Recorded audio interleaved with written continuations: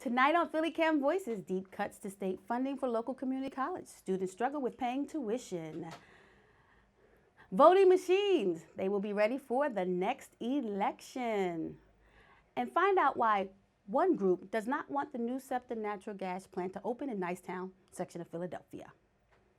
Thank you for tuning in to PhillyCAM Voices. I'm your host, Amanda Johnson.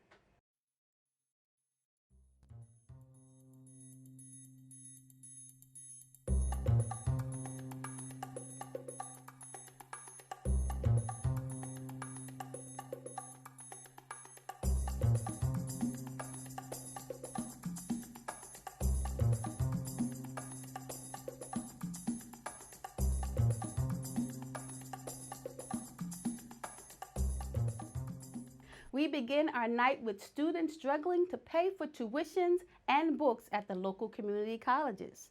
They say it's because state funding in Pennsylvania has been deeply cut. We collaborate with the Philadelphia Public School Notebook for the story. Here's reporter Greg Wyndham. Tria Jones is a widowed mother of 4 from North Philadelphia. She's 39 years old and hoping to become a registered nurse, but the cost of the college credits she needs has been tough on her budget. It's an old saying that the older folks use is you're trying to make $1 out of 15 cents. And that is the correct analogy that has been going on. She still has loans from getting lower-level nursing certifications at another college. My first time around trying to attempt to go to school, I wasn't taught how loans work. I wasn't taught how even financial aid worked. And I let the counselor there just do whatever. And unfortunately, if you aren't careful as a student and you aren't informed, things can be taken advantage of. Now, she feels like it's do or die. Deferment is no longer an option. Like, I have to graduate May 2020 with my associates so I can get out there and get to work because we're getting to the wire. In theory, community colleges in Pennsylvania exist to serve students like Tria. The community colleges were formed as a result of a statute passed by the legislature in 1963. In it, the goal was that the state would contribute 1/3 towards the operating costs of a community college. The local sponsor would contribute another 1/3, and then the final 1/3 would be contribution from students through tuition. But over time, that goal hasn't materialized. According to most recent records, the average breakdown of community college funding in Pennsylvania currently goes like this: 26% from the state, 13% from localities, and 56% from students. That's far from the shared third model that was imagined. The only other source of revenue we have is student tuition. And so tuition has gone up as a result of that. As a result, Pennsylvania has a much higher average tuition rate than the national average, and it's also higher than every border state. In its most recent budget, the PA lawmakers did not increase funding for the operating budgets of community colleges, and advocates say the pressure on especially low-income students has grown unsustainable. Students that are homeless, we have students that, are food insecure, and so those tuition raises make it impossible for some people to continue. The students have to take out loans just to purchase books, not to say that we just want to go to class, but we have to take out loans to purchase books. I recently had to take out a loan not from being homeless. Most community colleges in counties with above-average poverty also have above-average tuition, and community colleges in more affluent counties tend to have more affordable tuition. For students in Philadelphia, that's a tough pill to swallow. I think it's a trickle-down effect. So like the college doesn't get enough money, and then certain programs suffer. No, I work to maintain my independence. Unfortunately, I don't have family. I transitioned to Philadelphia at the age of 21, seeking independence. I went straight from my mother's house to a homeless shelter. Only one day off is Sundays. Monday through Thursday is my school throughout the whole day, and then Friday and Saturday is my only 2 days I work outside. I have a lot of friends who stopped coming after the first semester simply because college takes too long. In other words, they'd much rather go and work full-time and be able to live on their own. The financial aid available does not keep up with the cost of tuition for many struggling students, and the largest grants and scholarships rarely cover added costs like living expenses and books, which can be expensive at the in-house bookstore. But the school has a system where if you receive financial aid money, you cannot purchase books anywhere but the school bookstore, which normally turns a full-time student into a part-time student. if they just solely rely on that grant. Through local funding from the county and the school's foundation, Bucks County Community College has kept its tuition below average. I'm at a point in my life where I have an entire family to take care of, a lot of time accumulated elsewhere. So a community college just seemed like the right place for me, as opposed to, going to a big expensive school. We live in Philadelphia, so we pay an out-of-county fee up here at Bucks County Community College, but we were more than willing to pay the out-of-community. It still ended up being around the same price. We'd also like to provide some additional support services for our students. We have students here in Bucks County who are food insecure, who are housing insecure, and we'd like to be able to support those students with something other than just moral support. If I didn't have a lovely mother to take me in, I would technically be a homeless student as well, because I'm not able to afford to rent at the current time. Other students are not so lucky and are left wondering if leaders in state and local government understand their struggle. I think the squeaky wheel gets the oil. And I think that for a long time, we have gotten along to get along, because it's like, oh, at least we have this, we can work with this. But there comes a time, like I said, where the tipping point comes and it's just enough is enough. We're not asking for more. We're asking for just what we deserve and what was promised. A festival in West Philadelphia offers families fun, entertainment, and a preview of the new voting machines that will be in the next election. As Monica Robinson reports, city leaders want people to get ready to vote on November 5th.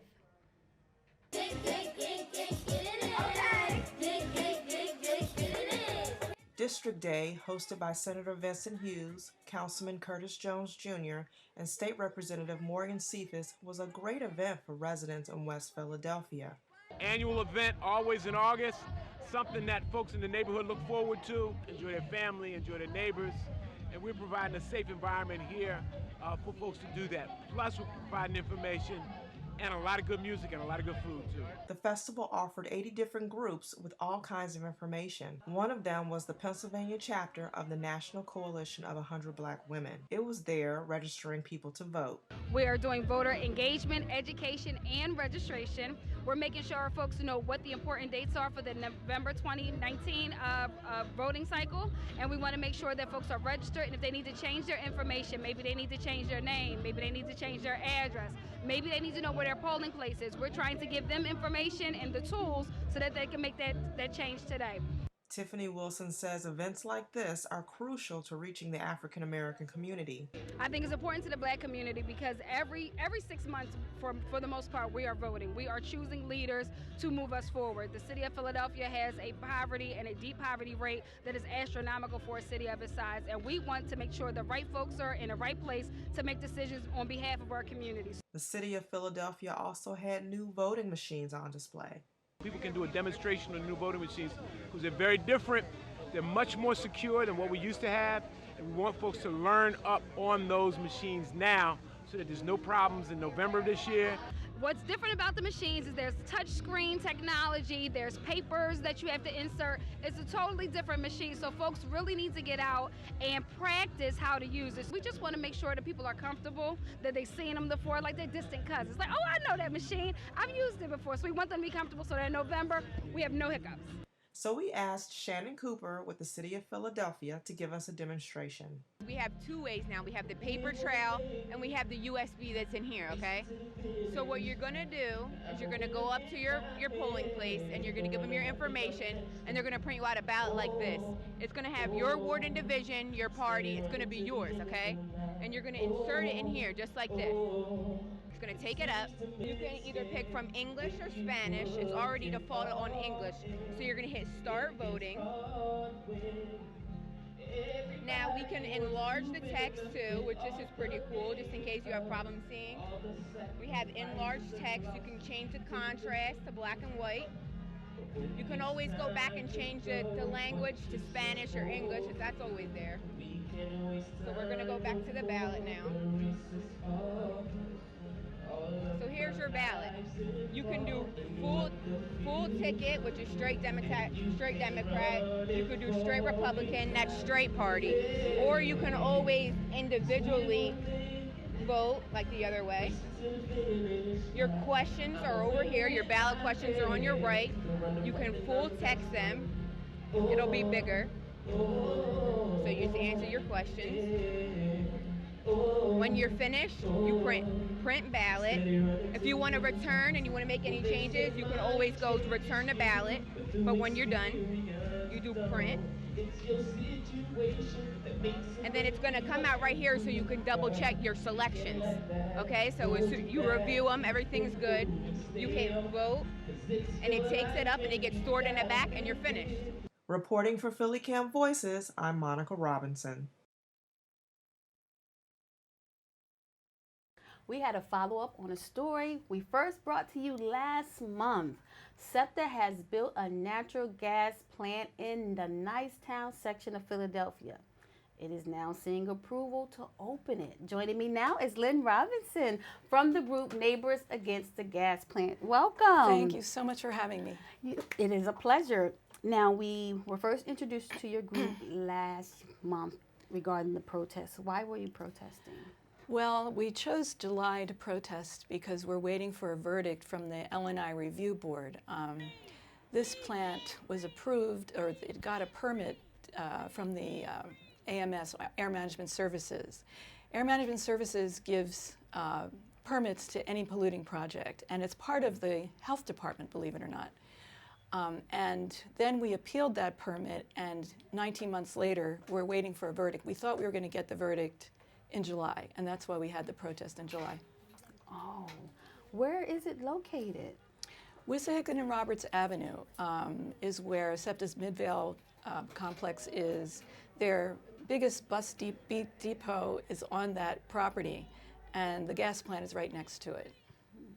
Now, SEPTA has said that if the buses go down or the trains go down, they lose power. This plant is supposed to help with that. Do you believe that?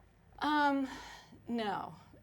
The thing is that actually the plant is supposed to make electricity for the regional trains that go through Wayne Junction. And I was told by SEPTA that they have a power outage from PICO once every other year. And so it doesn't make sense that they're running this 365 days a year for a potential power outage, every 2 years. So it's kind of not exactly why they're doing it. Okay, so do you think the plant will affect the air quality and the soil quality? Absolutely. First of all, it's going to be putting about 73 tons of toxic material into the air every year. That's according to them. If they run the plant the way they're promising, they're going to run it. They have a minor permit, and they have to keep their nitrogen oxide under 25 tons a year. But there's no plan to monitor what they're doing, other than for a SEPTA employee to check the gas usage. So basically, the fox is watching the hen house, and we don't really know if it's going to be more than 73 tons. Okay. Now, I know that you had submitted some slides for us to review. So let us look at the different slides. So the first slide is about the Philadelphia Health Department, which is slide 162 of cancer mortality in the city. Talk to us about that. Well, Nicetown has the highest cancer mortality in the city. This plant will put out 37 hazardous chemicals, 14 of which cause cancer. There's already hazardous chemicals in the environment as it is. So that's one reason why I put that slide there. But I also like to point out that I can't see the slide. I don't have the number memorized as to how many people per 100,000, but it's a large number. A much smaller number is the health department's slide about homicides. Now, everybody, I live in Germantown. People in Germantown, people in Nicetown are very, very upset about homicides because Nicetown's actually the highest in the city. But that's about 46 compared to, I believe it's 200 and something dying from cancer out of 100,000 every year. So what I'm trying to say is, gun violence is immediate and very upsetting, but what we're not looking at is the silent killers, and that's sort of insidious because it's the city that is approving this. And cancer is just one of the many diseases in the neighborhood that are very high. It's second highest childhood asthma hospitalization rate for the city. It's third highest in juvenile cardiovascular disease. It's third highest in mental illness. So there's a lot of disease in the neighborhood, and you can link that to the toxic exposure that's already there, because the EPA has found it to be in the like having more than 90% fine particulate matter compared to other neighborhoods in the country. So it's up in the 90s. And then it's very high in diesel exhaust as well, partly because of SEPTA's bus depot being right there, and also the Route 1 highway and Hunting Park Avenue, Broad Street. There's a lot of traffic. So between the exhaust fumes and the fact that Nicetown is in a bowl shape, so the topography keeps pollution trapped there in the wintertime, in the summertime, in the heat. It's not a good place to add more poison. So we are concerned about health. We're also concerned about global warming.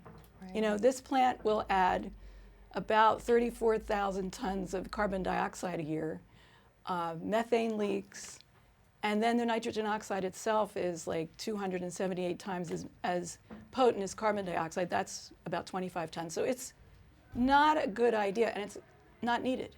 It's completely unnecessary. Wow, so we have another slide. We have the second slide, which is the drawing of the interior of SEPTA's built CHP structure, showing provisions for 3 engines. Talk to us about that. Yeah, this was very upsetting. We found out about it in May, but it's something, SEPTA published a plan to expand this plant later on.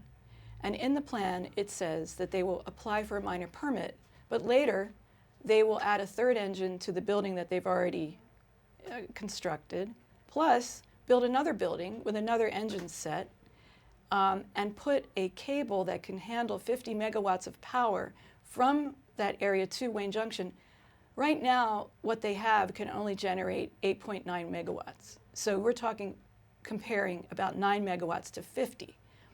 And this is in the design criteria document that's online. Anyone can look it up for the Midvale CHP. This drawing we got from the zoning department, the Philadelphia zoning department, and it is a drawing of what they've built. Now they only have 2 engines because they're only permitted for 2 engines run under capacity. If they run those engines at full capacity, they will not be a minor plant. But anyway, we're concerned that if they get in the door and this gets approved, they could expand later and get another permit. Actually, it has been approved, I should be clear. They do have a permit. We appealed it, and if we win our case, the permit will be revoked. But if we lose, they can start up the plant. So are they taking in considerations like if they weren't planning to add, they wouldn't be building a 3rd engine? They wouldn't have built, it's just a stall where the engine would be. There's no engine sitting there. It's just space for it. But yeah, they wouldn't have built it. It would be more expensive to add space. Gotcha. All right, and we have one more slide, which is page 2 from the AMS revised technical memo, which shows the expected emissions from the plant. Right. So it shows you like the nitrogen oxide, it's under 25 tons. Everything is under a minor level. I wanted people to see it because I don't want them to just take my word for it. This is an official document. This is what, we added up the numbers. It's about 73 tons. What's not listed there is about 7.5 tons of hazardous chemicals, which were in that same document, but I was only allowed to send 3 slides. So the other page shows 37 hazardous chemicals, 14 of which are flagged as carcinogenic by the EPA. And the reason I'm pointing this out is when we had our public comment period with AMS about a year ago, that was not published. Nobody knew about it. And it should have, legally, it should have been published when SEPTA announced this project in the Pennsylvania Bulletin. So I just want people to know that I'm not talking about fantasy numbers. Now, in your opinion, why do you think they put it in Nicetown? Environmental racism is like the most obvious answer. It is, as I look through the Philadelphia Health Department slides of all the statistics for diseases, they also have like the social determinants of disease, and in there they go into poverty, access to green space. Nicetown is the poorest area of the city. It's got the highest childhood poverty. It's got the most unemployment. It's got the least access to green space. It's got the third worst access to healthy food. So this is a community that would have a lot of trouble fighting back. If they put it in Chestnut Hill, they would have expensive lawyers in no time. In fact, maybe those lawyers would be living right there. The other reason is because they promised Harrisburg that they would build these power plants. This was a deal they made in 2012. And this is kind of like the low-hanging fruit. This is not the only gas plant they wanted to build, but this is the first one. And their excuse is that it'll run the Wayne Junction trains. You know, then they'll put others to run other trains other places. So what they're saying is, well, it's convenient. We want to make our electricity on site for these trains. And then they have theories about why it's needed. So we have proven to them that actually the neighborhood can stand up. Now, I know that you stated that you do not agree with the permits and you have appealed it. Give us two of the reasons, if you can, about the purpose for not agreeing with the permits. Okay, we feel that the permit was not applied for honestly in good faith. And we feel that Air Management Services is really working hand in hand with SEPTA. They're not really being objective. You know, one of the things they did was to try to prove that this plant is benign by doing an air test. It's a computer program where they used a background air sample from 3.5 miles away in the lower northeast, which is a little bit greener and a lower asthma rate. So right there. But another, you know, there's lots of details as to why technically we feel like this permit can't stand up. But one more thing that quickly, the plant sits in a ditch. I mean, the bus depot and the plant are down about 20 feet below Roberts Avenue. So the stack, the smokestack coming out of the plant, is 50 feet, but not for Roberts Avenue and not for the houses behind Roberts Avenue on the other side of Route 1, which are probably about 10 feet above where the stack is letting out these fumes. So there's a lot of little details that we don't find add up. Yeah, especially if the stack is literally going to be blowing right into people's windows. Could be. Wow. Depending on the wind. Yeah. Now, who approves the permit? Air Management Services, which is a division of the health department. And what's so disturbing is that Dr. Farley, who's the commissioner, you know, also oversees all of these statistics. He must know the statistics that the health department has come up with for disease in the city. So he's very well aware that this particular area is very high in disease. You know, Air Management Services has chosen. Part of the problem is that they only look at the emissions as to whether they're a minor or a major level. They don't consider the level of pollution in the neighborhood already. They don't look at the cumulative result. But another thing to add is that the reason why they want a minor permit is because they were not required to have air monitors with a minor permit, or they were not required to really involve the community in the permitting process. So that's why they're keeping it at a minor level. Because then people will be able to more people will be able to find out the things that you know about the levels and where the stack's going to be and what the road is. Wow, that's a lot of good information that I'm pretty sure the neighbors don't know. A lot of people don't know. You know, we go out with flyers and, you know, maybe a third of the people know. And so there hasn't been, it's very hard for, you know, a volunteer group to go door to door to 37,000 people within a mile. So we're gradually getting the word out. So in your words, if someone's in the neighborhood like, I had no clue that this was going on, what are some of the avenues either with your group or with the city to let them know that this process is going on? Well, you know, it'd be great if they could contact us. The name is Neighbors Against the Gas Plants. We have if people are on Facebook, they can go on our Facebook group and join. But, you know, the public comment period's over, and even at the L&I Review Board, at the end of the hearings, which lasted a whole year, they invited the public to write letters, but that's over now.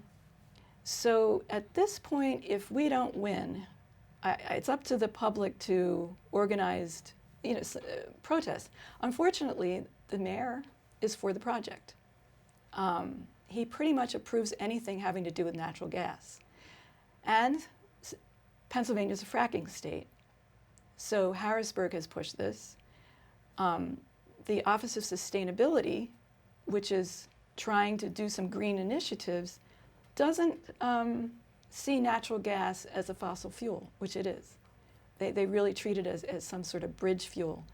And actually, methane, or natural gas, which is mostly methane, that process warms up the planet just as much or more as oil or coal. So not when you burn it, but if you look at the whole process of drilling and transporting and, you know, look at the whole thing, it's producing global warming just as much as the other fossil fuels. So it's the public has a big job on their hands. That is a great point, because a lot of people are seeing natural gas.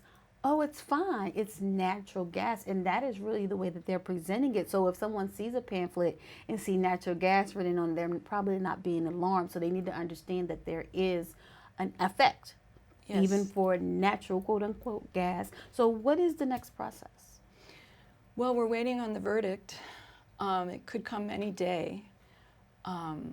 If we win, we expect that SEPTA will appeal that decision, and we'll have to go to court. Either way, we'll have to go to court. So before we go, just provide the contact information again for the people now that they know that they may have to question when they see natural gas. What would be the contact information to reach out to get more information? Okay, the email address is Nix, like N-I-X, get rid of, Nix the Gas Plants with an S. And the reason we have an S on the name is because this is not SEPTA's only one on their list. And there's also other gas plants in the city that are planned and have already been put in. nixthegasplants@gmail.com. The name of the group is Neighbors Against the Gas Plants with an S. We do have a website. We have a Facebook group. I could give a phone number. Should I do that? Sure. 215-888-1894. Okay, all right, Nicetown, you have to get involved. They're doing this for you. They're laying the groundwork, but they need feet and boots on the ground to make this stick. So thank you so much for your time. Thank you, too. Thank you It's for been a pleasure. tuning in. You can go and watch other episodes on YouTube and Roku. You can follow our social media on Facebook and Instagram. And if you want to be a part of the PhillyCAM experience, you can actually email us at news@phillycam.net. Or maybe you just want to pitch a story. Either way, get involved. Thank you for tuning in.